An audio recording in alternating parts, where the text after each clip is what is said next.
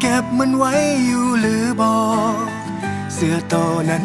ที่เซ็นให้กันก่อนจากลามีแต่หอยยิ้มหูปเก่าที่เคยถ่ายกันมาจำได้บอกว่าในภาพนั้นมีไผแดง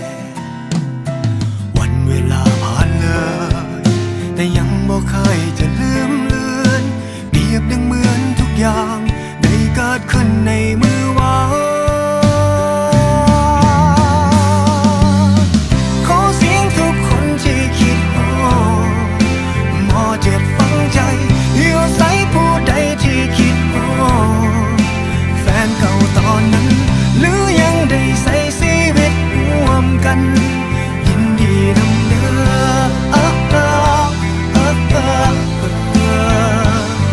คิดฮอดกินซอข้าวสาวเปียกผมห้องเฮียนบ่มีพัดลมก็ยังตั้งใจศึกษา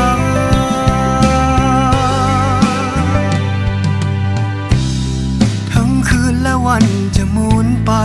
5 ปี10 ปีพันคืนหมื่นวันนับจากนี้ภาพเก่าเหล่านั้นมันจำฝังใจบอกเคยลื